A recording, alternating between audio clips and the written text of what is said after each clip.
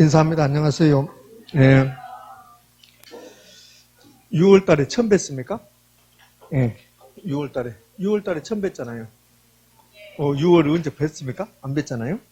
오늘은 6월 7일인가요? 맞죠? 6월 7일. 시간은 참 빠릅니다. 이렇게. 제가 5월 31일 날 뵀던 것 같은데. 그렇죠. 이렇게. 날짜 중요한 거 아니고 오늘 공부 시작합니다. 정책론 두 번째하고 그다음에 투자론 일부 이렇게 할 겁니다. 정책론, 정부가 시장에 개입하는 논리부터 이제 배웠을 건데, 자, 정책론은요, 정부가 시장에 개입하는 논리 배웠잖아요. 그 다음에 두 번째, 시장의 실패, 예부 효과, 공공재 이런 거 배웠었어요. 그 다음에 예부 효과 끝나고 나면 이제 정책론 총론이 끝난 겁니다. 그러면 이제 토지 정책, 주택 정책, 조세 정책 이렇게 가요.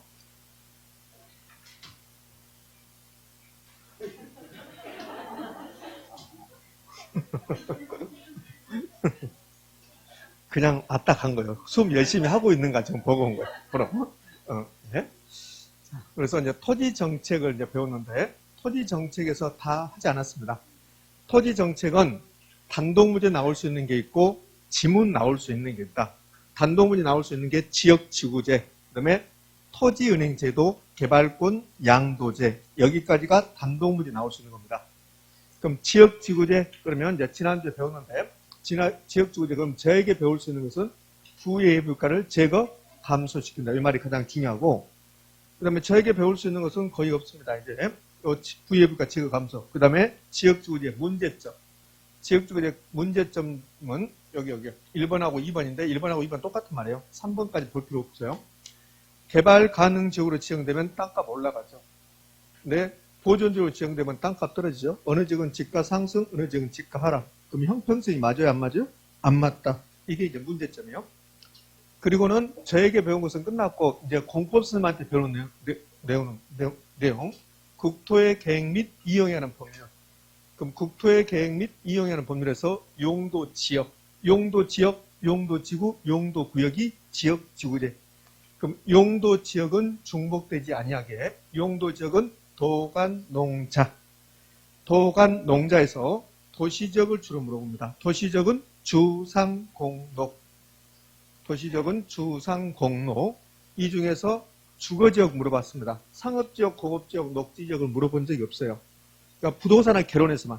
그러면 주거지역은 다시 전, 일, 준. 전용 주거지역, 일반 주거지역, 준주거지역.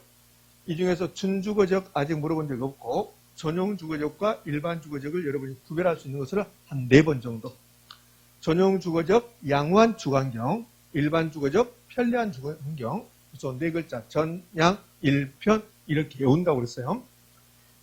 전용 주거지역은 다시 1종, 2종 나누고 일반 주거지역은 1, 2, 3종 이렇게 나눈다. 1종, 2종, 전용 주거지역 1종, 2종 나누는 것은 주택의 종류.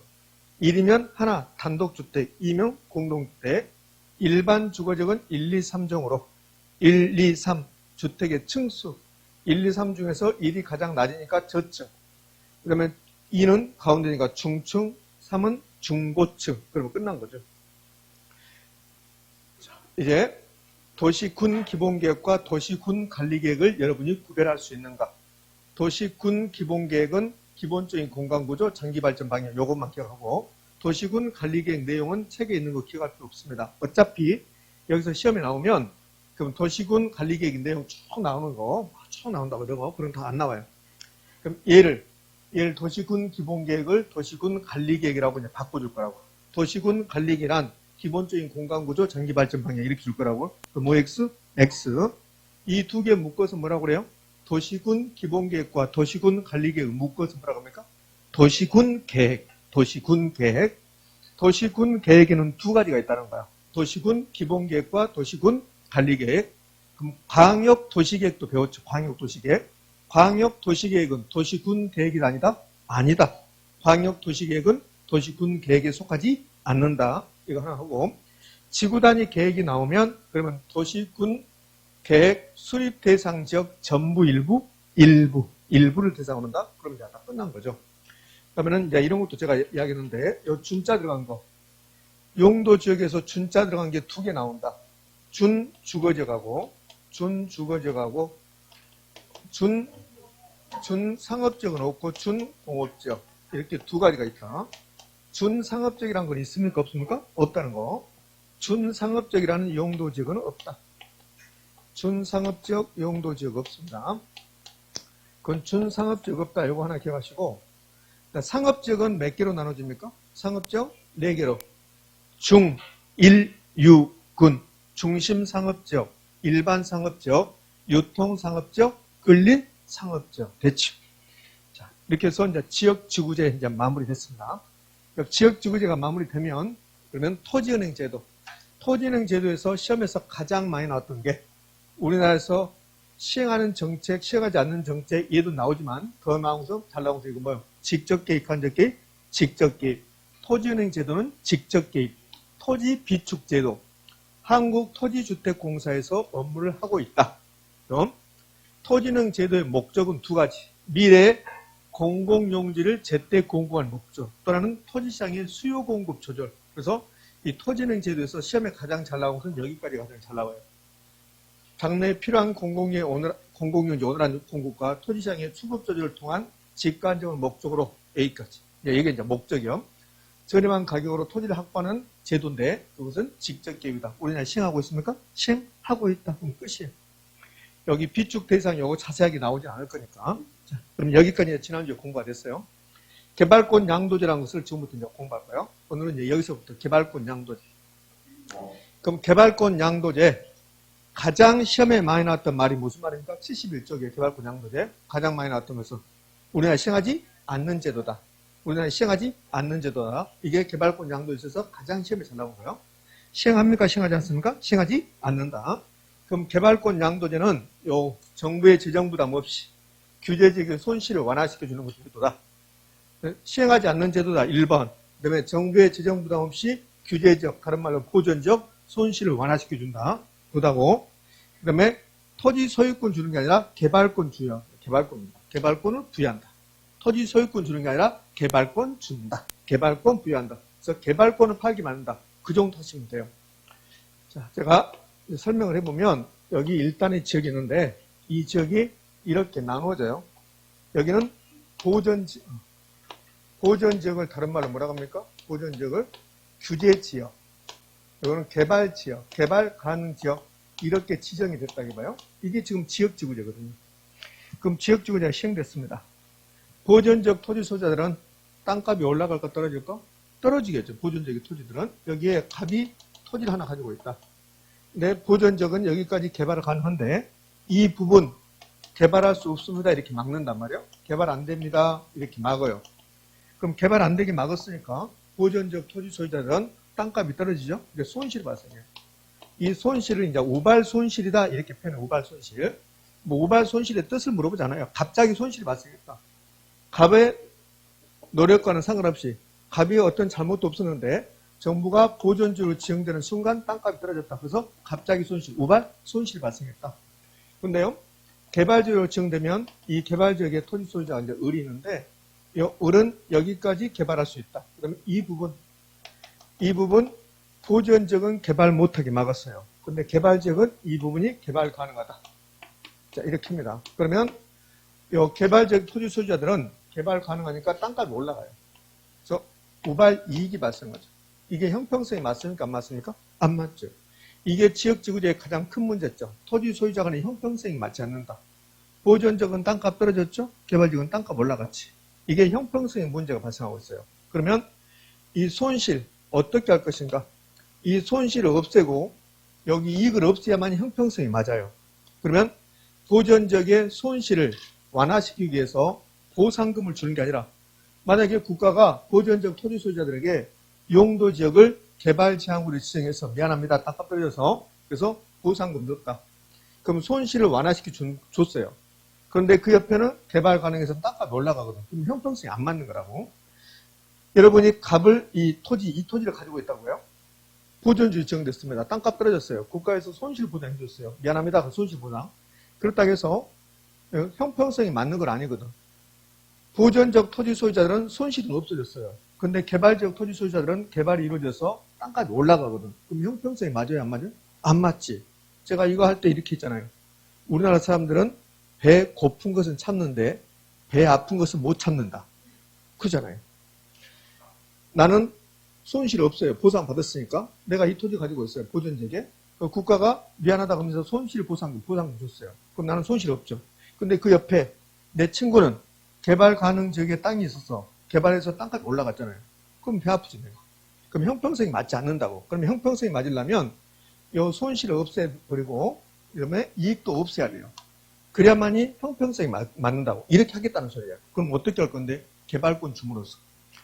보존적 토지 소유자들에게 이 부분 개발 못하게 막았으니까 미안합니다. 그러면서 국가가 이 개발 못하게 막았으니까 당신들 땅값 떨어졌습니다. 대신에 갑에게 당신의 토지 소유권에서 개발권만 분리해서 다른 데 파세요. 그러면서 갑에게 개발권을 주는 거예요. 개발권. 토지 소유권을 가지고 있으면 개발할 수 있거든. 그래서 토지 소유권에서 개발권만 분리해서 개발권을 주고 이 개발권을 을에게 팔게 하는 거야. 자, 을을 한번 볼까요? 을이 이 부분 개발할 수 있습니다. 그냥 개발한다면 이익 보는 거야. 근데 만약에 국가가 을에게 이 부분 개발할 수 있다. 다만 조건이 있다. 조건을 주는데 무슨 조건을 주냐면 개발권이 있어야 된다. 당신들 개발권이 있어야만이 개발할 수 있다. 개발권이 필요하다. 이렇게 해버려요.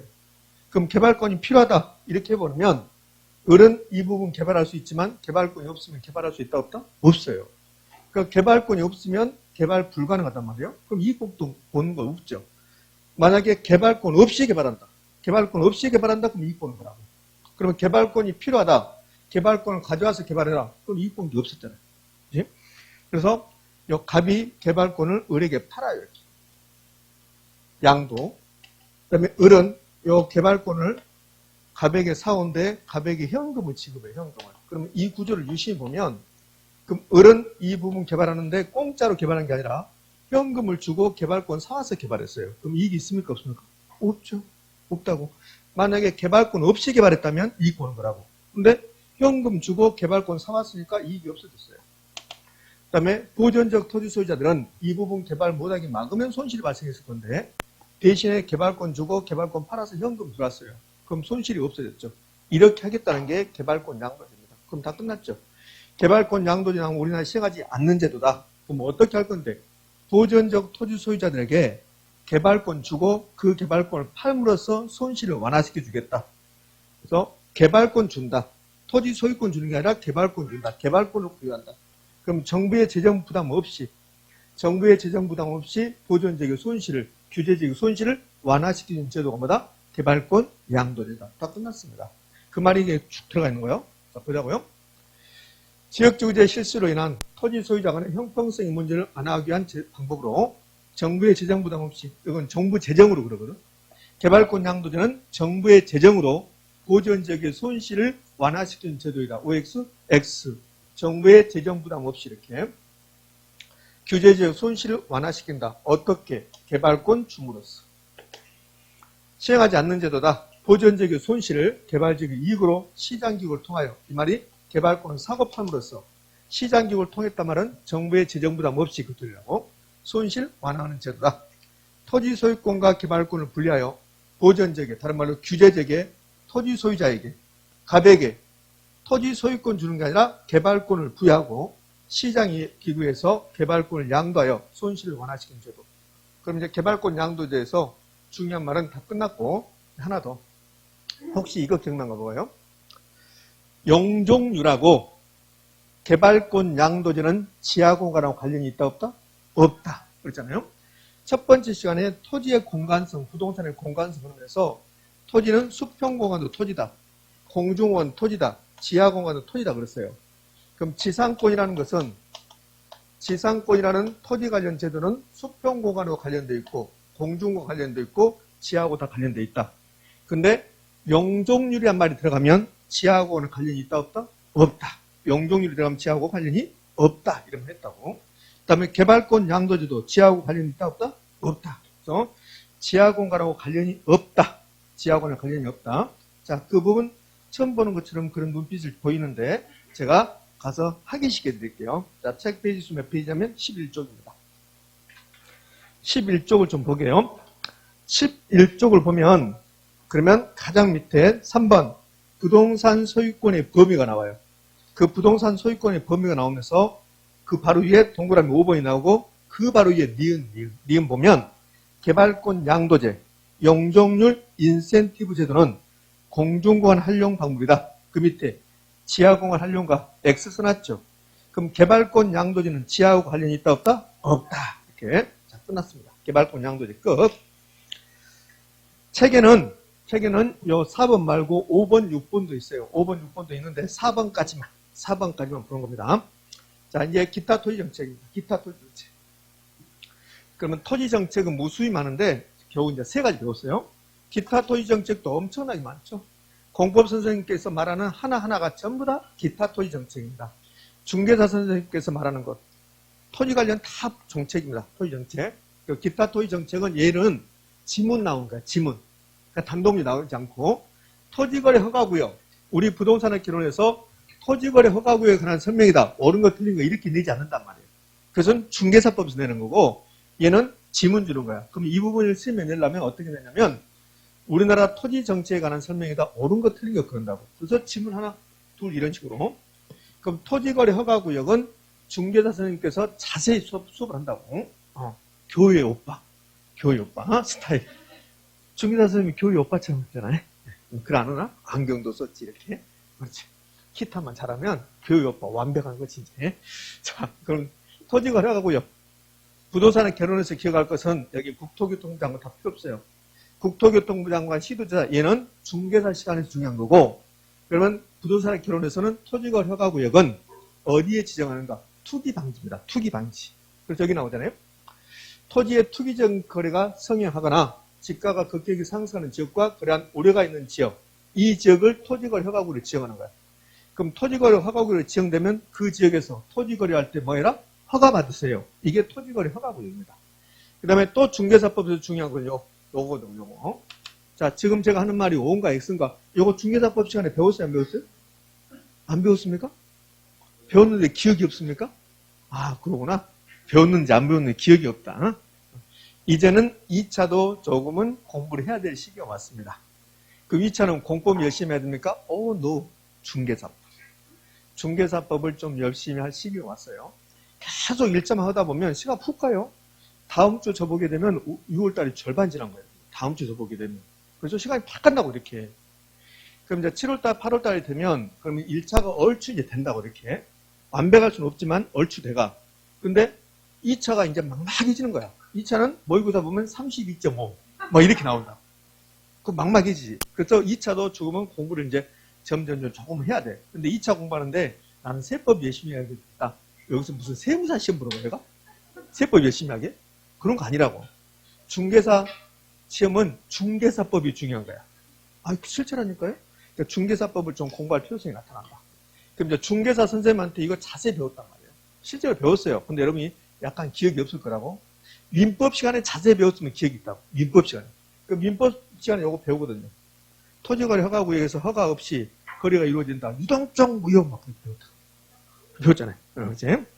중개사법 배웠고, 제가 그러면 질문. 토지거래 허가구역은 5년으로 지정한다. OX. 토지거래 허가구역을 5년으로 지정한다. 토지거래 허가구역이 100년 동안 지정할 수 없잖아. 그럼 토지거래 허가구역은 5년으로 지정한다. OX. X. 5년으로 지정하는 게 아니에요.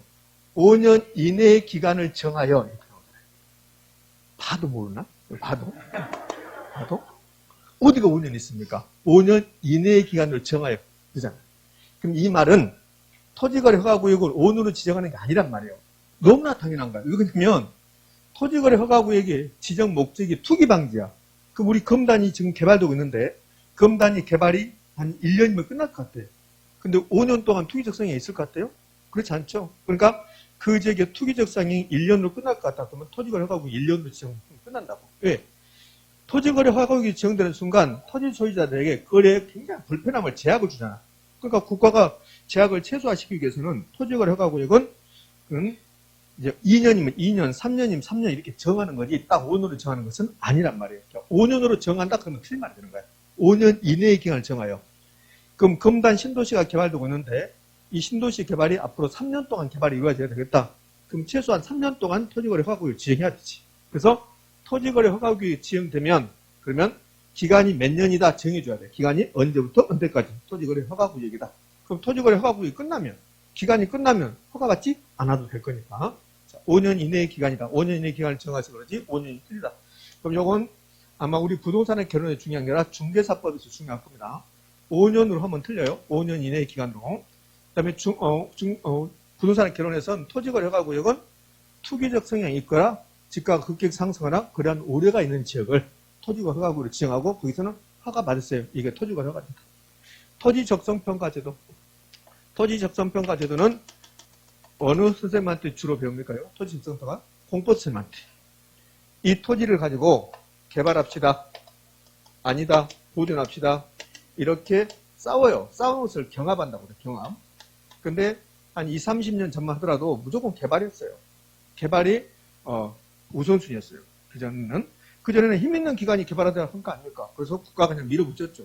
근데 지금은 보존의 필요성이 대두되고 있으니까 환경가치의 중요성, 보존의 필요성이 나타나니까 어떤 토지에 대해서 개발과 보존이 경합할 때 무조건 개발하는 게 아니라 힘으로 밀어붙이는 게 아니라 이 토지의 적성을 평가하자.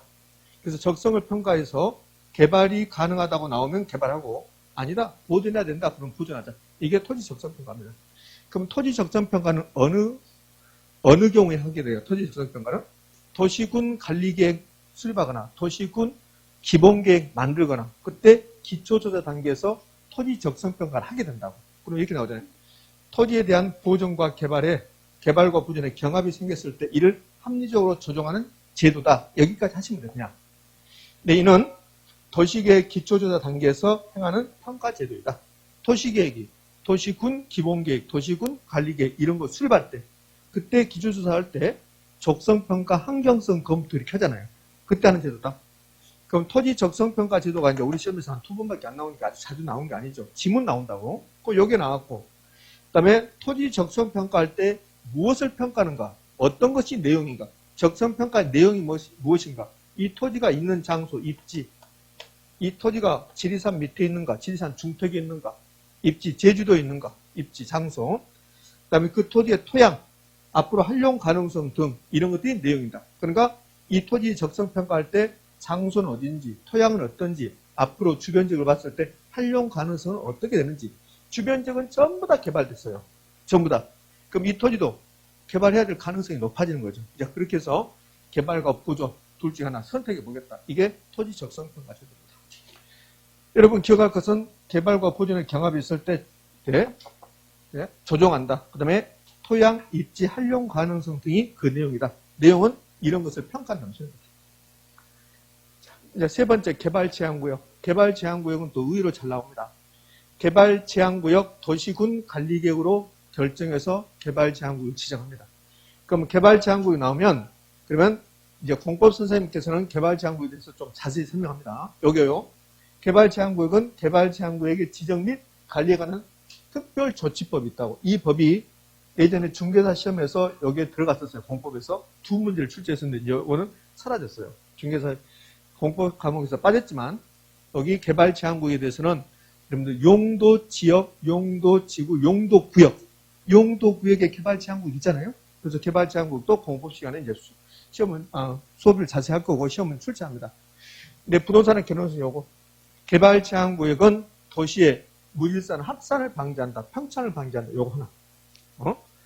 도시군 관리계획으로 결정한다 해서 이미 여러분이 알고 있는 거고 나머지 내용은 필요 없어요. 뭐 국방부 장관 어쩌고저쩌고 다 필요 없습니다. 포인트는 이거죠. 그럼 개발 제한구역은 도시의 무질서한 확산, 평창을 방지할 수 있다. OX? O. 자, 그런데 개발 제한구역이 지정됐을 때 나타나는 효과 중 하나가 과도하게 개발 제한구역이 지정돼 버리면 그러면 택지로 개발 가능한 토지가 증가하겠습니까? 감소하겠습니까? 감소. 그럼 개발 가능한 토지가 감소할 수도 있다. 개발 제한구역이 너무 많이 지정되면 개발 가능한 토지가 감소한다. 그러면 택지로 개발 가능한 토지가 감소하면 택지 가격이 상승할 수 있다. OX? O. 그게 이제 하나의 문제점 나오겠지. 그 다음에 토지 선매. 토지 선매는 우리나라에서 시행하는 제도. 직접 개입입니까? 간접 개입입니까? 직접 개입. 토지 선매의 선자가 먼저 선자. 이 말은 국가기관 등이 사인들의 토지거래에 앞서서 미리 사게끔 하는 제도가 토지 선매 제도다. 그럼 토지 선매는 어떤 경우에 일어나는가? 두 가지 경우입니다. 이 지역이 토지거래 허가구역입니다.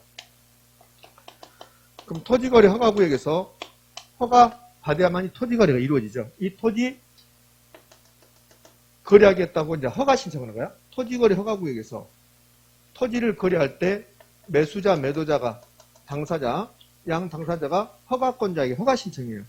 허가 신청이 있었을 때 이 토지가 공익사업용 토지에 해당되는 경우에 국가, 지자체, 한국토지주택공사 등을 선매자로 지정해서 이 토지를 먼저 사게끔 하는 제도. 이게 토지 선매예요. 그러니까 갑이 을에게 토지를 팔겠다고 허가 신청했을 때 토지 소유자가 갑이죠. 그럼 허가권자가 이 토지는 서울특별시에서 필요한 토지다. 인천광역시에서 필요한 토지다.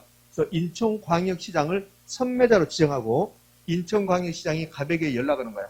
그 토지 우리에게 파십시오. 그게 토지 선매야. 사인거래, 토지거래 앞서서 어디에서? 토지거래 허가구역에서. 그러니까 토지거래 허가구역 아닌 곳에서는 선매가 하는 거 아니지. 토지거래 허가구역에서 토지거래한다고 허가 신청을 하면 이 토지가 공익사업용 토지에 해당된다고 생각했을 때 선매자 지정해서 선매하게끔 하는 제도. 이게 하나 있고 여기 있잖아요. 공익사업용 토지이거나 토지거래 계약에 허가 신청이 있었을 때 1번 공익사업용 토지일 때 또는 두 번째 이 지역에서 토지거래 허가를 받았어요. 허가 받을 때 이용 목적이 있거든. 그러니까 허가 신청할 때 무슨 용도로 이용하겠습니다. 이용 목적이 써내거든. 그래서 그걸 보고 허가권자가 허가 불허가 처분하는데 내가 허가 받았어요. 허가받아 취득한 토지를 그 이용 목적으로 이용하고 있지 아니한 토지. 이 두 개의 토지가 토지 선매 대상이 된다. 그럼 선매 대상은 두 가지죠. 첫 번째 토지거래 허가구에서 허가 신청했을 때 공익사업용 토지에 해당되는 경우에 두 번째 토지거래 허가구역에서 허가받고 이용 목적으로 이용하지 아니한 토지. 이 두 개의 토지가 선매 대상이 될 수 있다. 자, 끝났습니다. 자, 이제 다섯 번째가 개발이익 환수라는 게 나옵니다. 개발이익 환수. 그럼 개발이익 환수. 우리나라는 개발이익 환수할 수 있다 없다? 있다. 개발이익 환수할 수 있다. 개발이익 환수에 관한 법률에서 개발이익 환수할 수 있다. 동그라미 1번 개발이익 환수 제도란 개발사업 등에 하여 토지 소유자가 자신의 노력과 관계없이 집가가 상승되어 현저한 이익을 받았을 때는 국가가 개발이익 환수할 수 있다.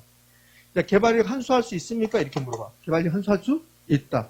개발이익을 환수할 수 있는 방법으로 나온 게 3번이야. 개발부담금. 개발부담금, 이거 개발이익 환수하는 방법이야.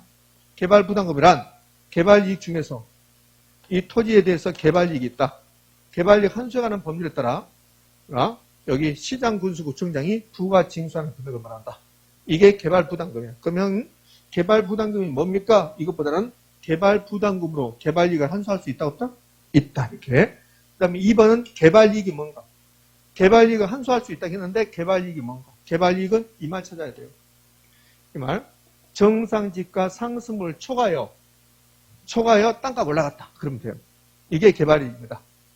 개발이익 3번 나왔습니다. 개발이익이란 물가 상승률을 초과하여 땅값 올라갔다. 그러면 안 되고 개발이익은 정상지가 상승을 초과하여 이렇게 나와요. 볼까요? 개발이익이란 개발사업의 시행이나 토지이용 계획의 변경, 그 밖에 사회적 경제적 요인에 따라 정상지가 상승을 초과하여 요거 찾아보죠. 개발이익 그러면 정상지가 상승을 요거 찾아보죠. 그럼 이제 개발이익 환수도 다 끝났습니다. 이 부분은 개발이익 환수할 수 있습니까? 있다. 개발 부담금으로 개발이익 그러면 정상지가 상승을 초과했다. 그럼 끝나는 거죠. 부동산 거래 신고제도 이 또한 어느 선생님한테 배웁니까? 중개사 선생님한테 배우죠. 그러니까 부동산 거래가 이루어지면 계약 체결일로부터 30일 이내에 신고해야 된다. 계약 체결일로부터 30일 내에 나머지는 쟁점이 아니에요. 뭐가 쟁점입니까? 계약 체결일로부터 30일. 계약 체결일로부터 30일. 우리 시험은 한 2번 정도 이게 거래 신고가 나오는데 한 번은 60일 나왔어요. 60일. 부동산 거래 계약이 체결되면 계약 체결일로부터 60일 이내에 신고해야 된다. OX, X, 60일, 30일, 30일. 그 다음에 이걸 30일은 주고 이걸 또 바꿨어요. 계약 체결이라고 안 나오고 잔금 지급일로부터 30일 그랬습니다. 잔금 지급일로부터 30일, OX, X. 계약 체결일로부터 30일. 되고 있습니까? 이렇게. 자, 만약에요. 신고했는데 그게 해제되거나 무효 또는 취소된 경우에 해제 등이 확정된 날로부터 역시 30일에 또 신고. 계약했을 때 신고, 해제됐을 때 신고. 됐죠? 며칠? 30일. 30일. 그 밑에 있는 것은 여러분이 한번 보시라고, 참고사항으로. 그리고 이제 마지막, 책 72쪽 마지막에 있는 거, 우리나라에서 지금 시행되지 않는 제도, 여기 이제 잘 나왔는데 너무 많이 나온 것 같아요. 작년에도 나왔지만. 그럼 시행하지 않는 제도, 여러 가지 있겠지만, 우리 시험에서는 이 정도를 기억하고 있어야 돼요. 1번 타자가 개발권 양도제, 시행하지 않는 제도. 택지 소유 상한제 시행하지 않는 제도, 예전에 시행했다가 폐지됐죠. 토지 초과 이득세 시행하지 않는 제도, 종합 부동산세는 있지만 종합 토지세란 말은 없다는 거, 그 다음에 공안지세 있다가 없어졌다는 거, 이건 시행하지 않는다. 개발권 양도제, 택지 소유 상한제, 토지 초과 이득세, 종합 토지세, 공안지세, 이건 없어졌다. 됐나요? 예. 자, 이렇게 해서 토지 정책이 마무리됐습니다. 이제 주택정책으로 갈 건데요. 시간이 좀 애매합니다. 주택정책 하기는. 그래서 순서를 약간 바꿔볼 겁니다. 바꿔서 78쪽 조세정책으로 갈 거예요. 조세정책 해서 이번 시간 이제 마무리하고 이 다음 시간엔 주택정책으로 갈 겁니다. 조세정책 이제 볼게요. 어쩌면 50분이 좀 넘어갈 수 있어요. 조세정책 나왔습니다. 조세정책 그동안 우리 시험에서 가장 많이 나왔던 거. 조세정책에서 가장 많이 나왔던 게 두 글자. 비만. 조세정책에서 가장 많이 나왔던 게 비만입니다. 조세, 개요에서 부동산 관련 조세가 나오고, 조세 기능 나오고 이렇게 나오는데, 그 다음에 조세부가의 경제적 효과 나오고 그러는데요. 이경, 제3절 조세 전가의 기차. 이게 우리 시험에서 조세 관련해서 가장 많이 나왔던 거야. 그럼 최근 79쪽. 79쪽 조세 전가의 기차. 얘는 그냥 기계적으로 하는 거니까, 조세 전가, 다른 사람에게 조세를 떠넘기는 거, 세금을 떠넘기는 거, 좀 이따 다시 배우게 돼요. 국가가 저에게 세금을 부과했어요. 제가 임대인, 여러분 임차인. 국가가 저에게 세금을 부과하니까 제가 여러분에게 세금 전부 또는 일부를 떠넘기는 거, 그것을 조세 전가. 그러니까 조세 전가는 다른 사람에게 세금을 떠넘긴 것이다. 조세가 부과될 때 가격 조정을 통하여 제가 여러분에게 임대료를 한 달에 50만 원 받고 있어요. 임대료를. 근데 국가가 저에게 세금을 부과하니까 제가 여러분에게 임대료를 5만 원 올려. 그럼 가격 조정을 통해서 5만 원의 세금을 여러분 떠넘기는 거. 그것을 조세 전가. 그럼 조세의 귀착은 최종적으로 누구 목이 되는가? 분명히 국가는 저에게, 임대인 저에게 세금을 부과했는데 제가 여러분에게 5만 원을 떠넘겼습니다. 그 5만 원이 여러분의 부담이야. 그것을 귀착이라고 해요. 귀착은 조세 전가 과정을 통하여 최종적으로 누구의 부담이 되는가의 문제이다. 그럼 이 두 개를 묶어서 조세 전가와 귀착 이렇게 하는데, 조세 전가와 귀착은 내가 여러분에게 얼마 떠넘기는가? 그럼 최종적으로 누구의 목이 되는가? 그리고 부담액이란 소리예요. 부담액. 국가가 나에게 세금을 만약에 10,000원을 부과했다. 근데 제가 여러분에게 5,000원을 떠넘겼다. 그럼 여러분이 5,000원 부담, 제가 5,000원 부담. 이게 조세 부담액이 정도. 그러면 세금은 누가 많이 냅니까? 수요자와 공급자가 누가 많이 부담합니까? 이게 탄력성으로 결정되는 거예요. 얘는 조세 부담액의 정도는 수요 공급의 상대적 탄력성을 결정된다고요. 수요와 공급의 상대적 탄력성 크기에 따라서 결정된다. 그럼 어떻게 되는데? 상대적으로 탄력적이면 세금을 조금만 부담한다는 거야. 조금. 그러니까 정확한 표현은 탄력적이 아니라 정확한 표현은 상대적으로 탄력성이 크면 세금을 조금 부담하고 상대적으로 탄력성이 작으면 세금을 많이 부담한다. 그럼 상대적으로 작고 이게 탄력성이 크면 비탄력적. 이 비탄력적이라는 표현은 적절한 표현이 아니에요, 사실은. 그럼 어떻게 해야 되냐면 상대적으로 탄력성이 작다 이렇게 해야 돼요. 탄력성이 작다. 그럼 상대적으로 탄력성이 작으면 조세 부담이 많다. 그래서 우리는 비탄력적이라 하지 않는 거예요. 비탄력적. 상대적으로 비탄력적이다. 그럼 조세 부담이 많다. 여기 있네, 비만. 그래서 조세 정책에서 그동안 가장 많이 나왔던 게 비만입니다. 비만은 비탄력적이면, 상대적으로 비탄력적이면 세금 많이 낸다. 비만. 자, 이렇게 두고, 그러니까 여기서 이제 시험에 나올 수 있는 것. 여기서 시험에 나올 수 있는 것은 용어적인 조세 전가가 뭔데요? 다른 사람이 떠넘긴 것이다. 요거 나왔고, 최근에 한번 나왔죠? 그 다음에 요거 나오죠. 조세 부담액의 정도는 수요와 공급의 상대적 탄력성 크기로 결정된다. 이제 구체적으로 가면 어떻게 결정되는데 상대적으로 탄력성이 크면 조세는 조금 부담하고 탄력성이 작으면 즉 비탄력적이면 조세를 많이 부담한다. 그래서 우리를 그냥 쉽게 편하게 기억하기 위해서 B만으로 기억하자. B만으로. 상대적으로 비탄력적이다. 상대적으로 탄력성이 작으면 조세를 많이 부담한다. B만. 이제 연습하러 가야지. B만. 자, 1번 봅니다. 또 1번 79쪽 가운데쯤에 이렇게 음영체된 거. 1번 수요 탄력성과 공급 탄력성 중에서 수요 탄력성이 더 크다. 근데 시험은 이렇게 나오지 않죠. 시험은 수요 탄력성이 공급 탄력성보다 크다 이렇게 나오지 부동을 주는 게 아니라고 이렇게. 그러면 이제 세금 부담의 정도로 물어보면 이제 저세 정책, 시험 문제가 저세 정책에 관한 설명이다 이렇게 나오면 수요 탄력성이 크냐 공급 탄력성이 더 크냐 그럼 100% 세금 누가 많이 내냐 이거 물어본다고. 그러니까 어디가 더 비탄력적인가 어디가 더 탄력적이 작은가 탄력성이 작은가를 판단하면 돼요. 어디가 작아요? 공급. 수요가 크니까 공급이 작은 거죠. 그럼 공급이 상대적으로 비탄력적이다. 그럼 공급자 네가 많이 먹어라. 비탄력적이다. 그럼 공급자 부담액이 크다 많다. 크다가 많다지. 이걸 B만으로 외운다는 거야. 그럼 2번은 공부할 필요 없잖아요. 2번은 어디가 상대적으로 비탄력적? 수요. 수요자 네가 더 많이 내라. 그런 거죠. 3번 수요 탄력성과 공급 탄력성이 같대요. 그럼 절반씩. 수요와 공급자가 절반씩 부담한다. 수요 탄력성, 공급 탄력성이 같으면 수요자 부담액과 공급자 부담이 같다. 그게 절반씩 부담한다. 이렇게 되는 거지. 이렇게 나왔어요. 수요 탄력성이 2고 공급 탄력성도 2인데 근데 세금이 1,000원이 부과됐다. 그러면 수요자 부담액 얼마? 500원. 공급자 부담액도 500원. 됐잖아요. 자, 4, 5, 6, 7. 4, 5, 6, 7에서 요 4번하고 6번하고 같은 의미고 5번하고 7번하고 똑같이 생각하면 돼요. 자, 5번부터. 수요가 완전 비탄력적이래요. 그럼 수요가 완전 비탄력적이면 요 완전 빼보면 수요가 비탄력적이래요. 공급보다 수요가 비탄력적. 그럼 수요자가 많이 내야 되겠죠. 네, 완전 비탄력적이면 수요자가 완전히 많이 내야 되겠죠. 그럼 수요자가 다 낸다는 소리예요. 수요자 전액 부담, 공급자 부담액은 0. 자, 그럼 7번. 공급이 완전 비탄력적이다. 그럼 공급이 완전 비탄력적이다. 공급자가 전부 부담한다. 공급자 전액 부담, 수요자 부담액은 0. 4번. 수요가 완전 탄력적. 완전 없애버리고 수요가 탄력적.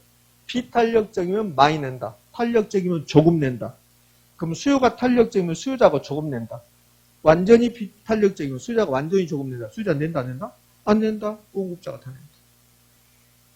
제발 쉬는 시간에 옆에 언니한테 이거 물어보지 마라고. 언니한테 꼭 물어봐. 이거 물어볼 거리 아니잖아 지금. 아니 이게 뭐 물어볼 게 있어. 근데 언니한테 꼭 물어봐. 언니는 뭐라고 한다? 나도 외웠는데. 그거 외우면 되지 뭐 이거. 이거는 뭐 논리적으로 할 필요 없이 외우면 되잖아요. 그럼 6번 봅시다. 6번. 공급이 완전 탄력적. 탄력적이면 조금 낸다. 완전 탄력적이면 완전히 조금 낸다. 그럼 공급자 안 낸다. 그럼 수요자가 다 내야지. 됐지요? 끝났지. 그동안 저제정책에서 가장 많이 나왔던 거. 그러면 이제 저제정책 가장 많이 나왔는데 너무 많이 나와서 요즘은 약간 뜸해요. 그럼 이제 1번으로 가서 부동산 관련 조세. 얘는 너무 많이 했잖아요. 그동안. 부동산 관련 조세 세법시행 자세하잖아요. 취득할 때, 보유할 때, 처분할 때 세금을 내게 되는데 그래서 취득할 때 내는 세금이 상속세, 증여세, 취득세, 등록면허세 이런 것들이 취득할 때 내는다. 이걸 국세하고 지방세로 나눠라. 상속세, 증여세가 국세고 취득세, 등록세가 지방세다. 이거는 세법조항 자세히 배웠단 말이에요. 그 다음에 보유할 때 내는 세금에 종합부동산세가 가장 대표적인 거 재산세. 사실은 재산세가 더 대표적이죠. 재산세하고 종부세가 있고 재산세는 지방세, 종부세는 뭐가 되고? 국세. 처분할 때 내는 세금 중에서 양도소득세가 대표적인데 그게 국세.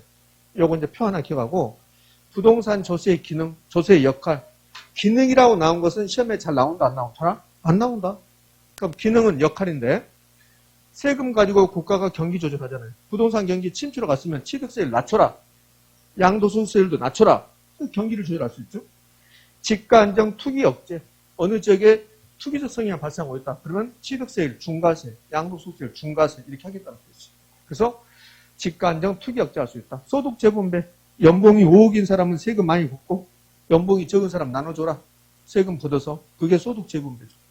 그동안 요 조세 기능 중에서 이거 단독이 나오지 않고, 그럼 나오면 직간정, 경기조절, 소득 재분배 이런 게 나온다고.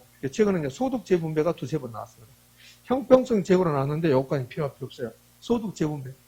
부동산 조세는 소득 재분배 기능이 있다고 X? O. 자, 그러면은 여러분이 약간 힘들어한 거. 조세 부과의 경제적 효과. 조세 부과의 경제적 효과는 조세가 부과됐을 때 어떤 일이 발생합니까? 경제적으로. 이 말은 그 물건의 가격, 수요, 공급은 어떻게 됩니까? 경제적이란 말 나오면 수요는 어떻고 공급은 어떻고 가격은 어떻습니까? 그 말이거든. 그러면 세금이 부과되면 어떤 일이 발생합니까? 이 말이거든. 세금이 부과되면 짜증이 납니다. 이러면 되지. 세금 내야 되니까. 그럼 세금이 부과되면 좋은 것은 없습니다. 하면 돼. 내가 수요자다. 수요자 입장에서 좋은 건 하나도 없다. 수요자 입장에서 가격이 올라가는 게 좋은 겁니까? 나쁜 거잖아요. 세금이 부과되면 가격이 올라가거든. 이거 봐봐요. 좋은 거 하나도 없잖아요. 감소, 왜곡, 감소, 손실. 좋은 게 없어요. 그럼 결론은 세금이 부과됐을 때 좋은 인상이 있다 없다? 없다. 그게 머릿속에 있으면 돼요. 그 다음에 요것만 기억하시면 돼요. 요것만. 좋은 게 없다? 그 다음에 요거. 그러면 끝나는 거예요. 자, 그러면 왜 그렇게 되는가를 지금부터 그래서 제가 그래프를 통해 설명할 거예요. 요거 설명할 때 제가 뭘 가지고 설명하던 거예요? 요거 설명할 때 기억이 없다 네가 아니라 맥주. 제가 요거 설명할 때 맥주 가지고 설명했거든. 맥주가 자원입니까 아닙니까? 자원이요, 자원. 맥주는 자원이요. 머리가 아프죠? 맥주는 지하자원 아닌데요. 지하자원만 자원이 아니라 우리 눈에 보이는 것은 다 자원이라 하잖아. 자원. 그 분필 딱 여기도 자원이고 전부 다 자원이야. 그러니까 맥주도 자원이라고. 여기 자원 배분 왜곡이 요 자원 배분이 이걸 제가 맥주를 가지고 설명하면 맥주가 배분이 왜곡된다 그 말이에요. 그러니까 부동산도 자원이고 토지도 자원이고 주택도 자원이고 다 자원이에요. 이거 맥주 시장입니다. 맥주의 수요 곡선이 이렇게 있었어요. 맥주의 공급 곡선이 이렇게 있습니다. 그럼 여기 균형점이고 맥주의 균형가격이 있겠네요. 맥주의 균형가격이 나왔습니다. 맥주의 균형가격이 한 병 1,000원이었습니다. 그때 거래량이 100개였습니다. 이 거래량이 100개면 수요량이 몇 개입니까? 100개. 거래량이 100개면 수요량도 100개, 공급량도 100개다 이 말이에요. 이 상태에 있었어요. 이게 지금 세금이 부과되지 않는 상태입니다. 그러면 세금이 부과되지 않는 상태에서 맥주라는 자원은 100개가 배분되고 있었어요. 그 맥주 수요자는 한 병 사 먹을 때 1,000원 주고 사 먹었어요. 그 맥주 공급자는 한 병 팔고 자기 주머니에 얼마 들어왔습니까? 1,000원이 들어왔어요. 이 상태에 있었단 말이에요.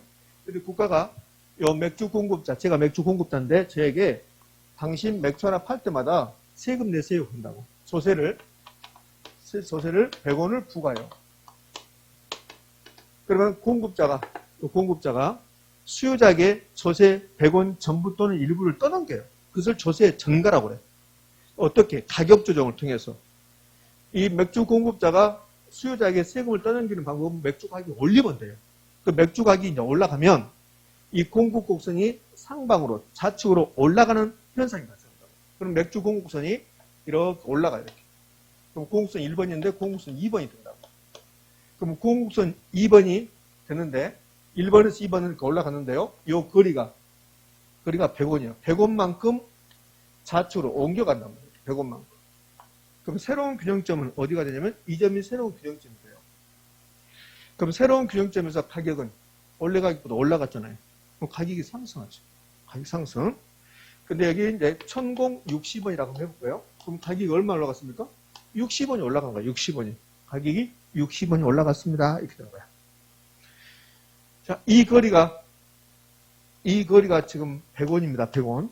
100원만큼 올라가거든. 그러면 여기는 얼마래요? 960원이 되는 거죠. 1060원. 여기 100원이니까 960원이 되는 거죠.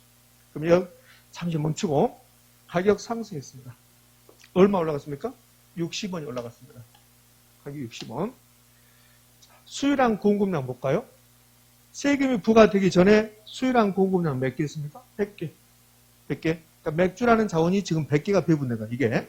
근데 세금이 부과돼서 균형점 2점이 되고 수요량 공급량이 감소했어요, 지금. 80개로. 그럼 수요량 감소, 공급량 감소, 거래량 감소, 자원 배분을 왜곡시키고 있잖아요. 세금 부과되지 않았으면 맥주라는 자원이 100개가 배분됐을 텐데 세금이 부과됨으로써 80개밖에 배분되지 않았죠. 자원 배분의 왜곡. 됐습니까? 첫 번째 시간부터 지금 지그시 눈을 감고 거기에 들어 나를 봐요. 이렇게. 자, 됐어요. 그럼 여기까지 됐네, 이제. 자원 배분이다. 공급자의 실질 수입이 감소나 나왔습니다. 맥주에 대해서 세금이 부과되기 전에 맥주 공급자는 한 병 팔아서 자기 주문이 얼마 들어왔어요? 1,000원. 이제 맥주에 대해서 세금이 부과돼서 맥주 가격은 1,060원이 됐습니다. 그럼 저는 맥주 하나 팔고 1,060원이 제 주문이 들어왔어요. 근데 집에 갔더니 960원밖에 없어요.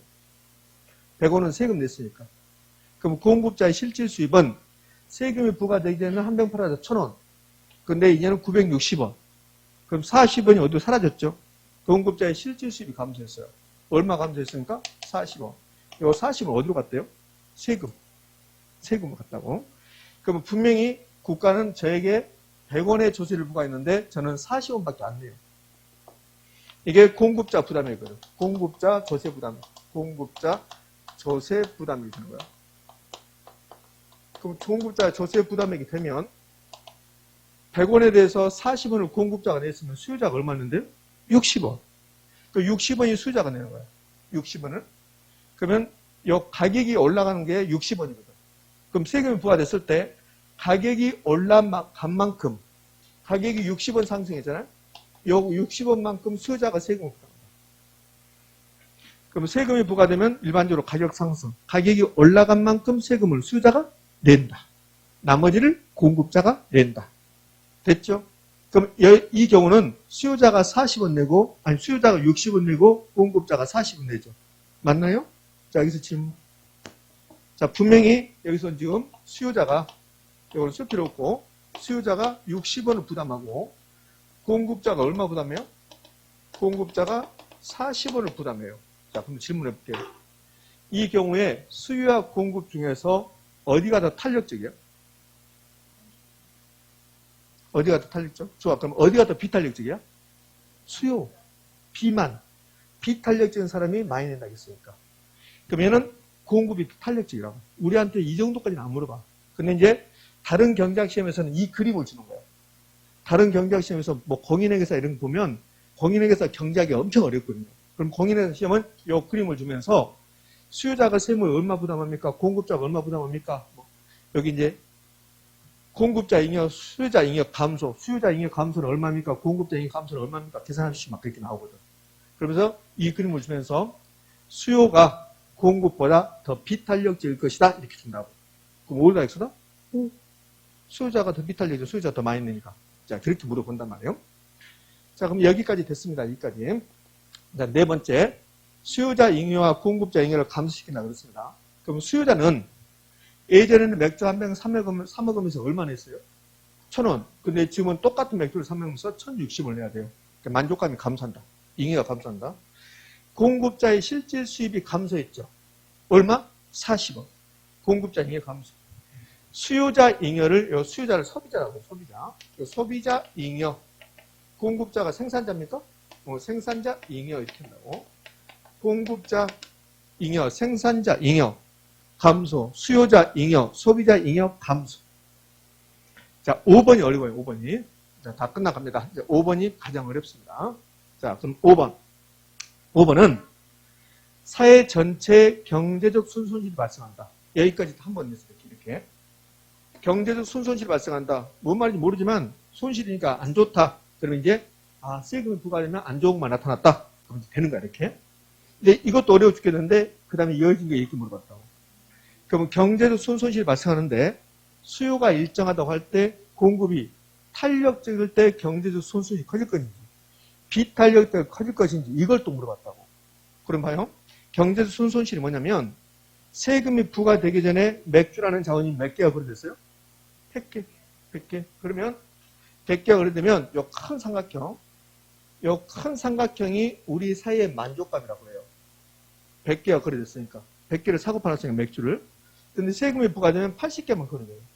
그 80개만 거래되면 우리 사회 만족감이 80개밖에 거래 안 되니까 80개가 거래되면 우리의 만족감이 이렇게 이제 줄어들어요. 이렇게. 80개가 거래되면 세금이 부과되기 전에 만족감은 큰 삼각형. 세금이 부과돼서 80개만 그려야 되니까 만족감이 이렇게 사다리꼴처럼 생긴 것처럼 이렇게 줄어들어요. 그럼 이 앞부분, 뾰족한 부분, 이 부분이 빗금치 부분이 세금이 부과되기 전에는 우리의 만족감이야. 세금이 부과되면 80개만 그려야 되니까 이 삼각형 부분이 어디론가 사라져요. 이 빗금치 부분을 경제적 순손실이라고 해요. 그러면 세금이 부과되면 경제적 순손실이 발생한다. OX, O라고. 자, 그런데 여기 더 어려운 게 이것까지 물어봤다고. 그러면 수요가 그대로 있는데 이 공급이 탄력적인 경우하고 비탄력적인 경우하고 어디가 경제 순손이 더 크냐고 물어봐요. 어디가 더 큰가? 결국은 탄력적이 더 크거든. 자, 이게 세금이 부과되면 100개에서 80개로 감소했습니다. 거래량이. 그러면 100개에서 이게 50개로 감소했다면 50개로.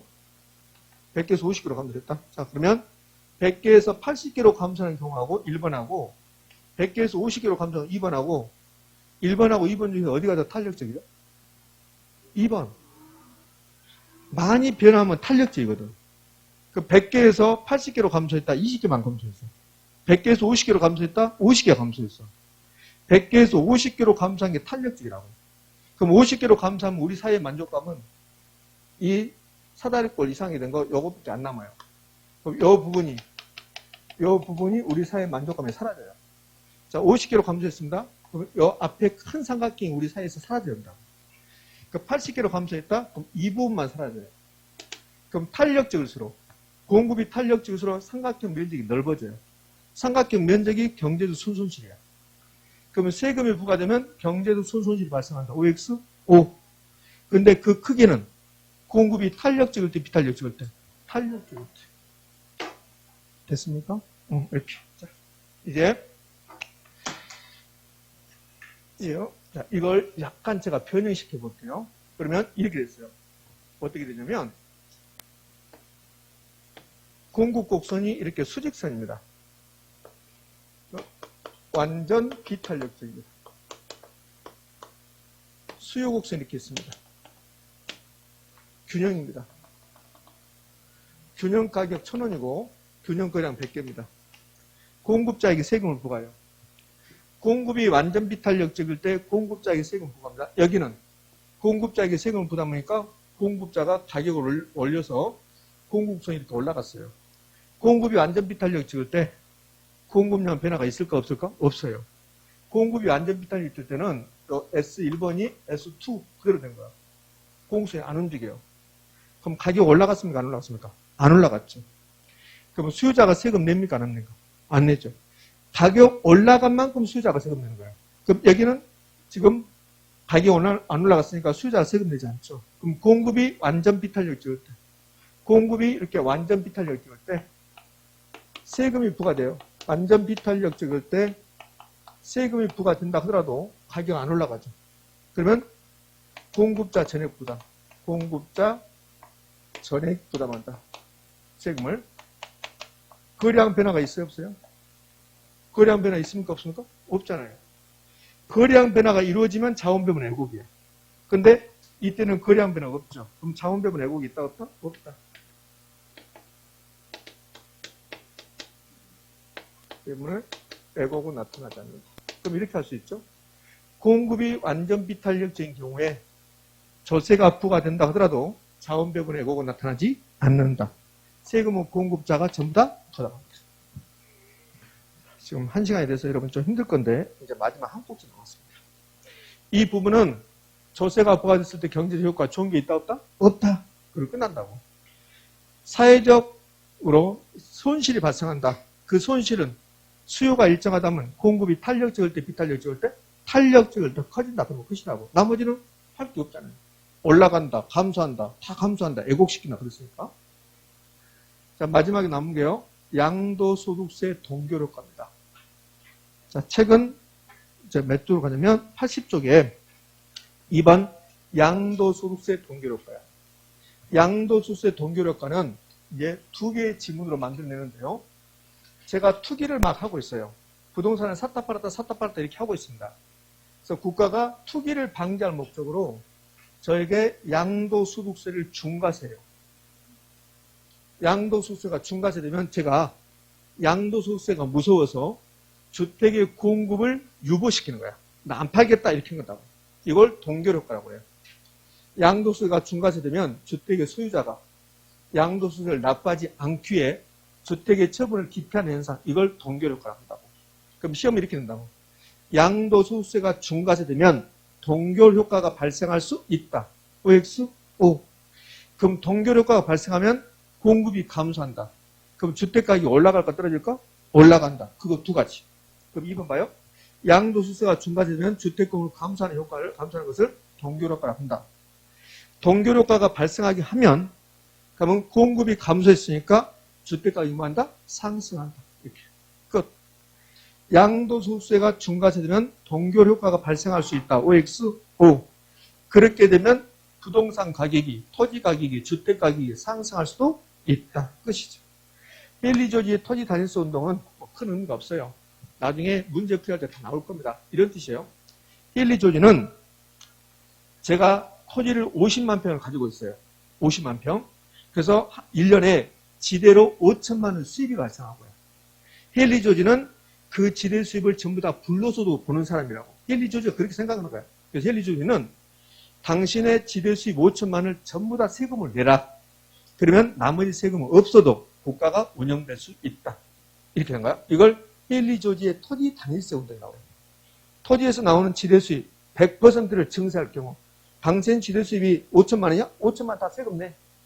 이렇게 되면 토지세 수입만으로 재정을 충당할 수 있다. 다른 세금 다 없어도 된다. 이걸 헨리 조지의 토지 단일세 운동. 됐습니까? 예. 토지 많은 사람 이거 싫어하겠죠? 그러시네. 자, 이렇게 해서 조세 정책까지 끝났습니다. 마무리하느라고 좀 시간이 오버됐어요. 쉬었다가 주택 정책 합니다.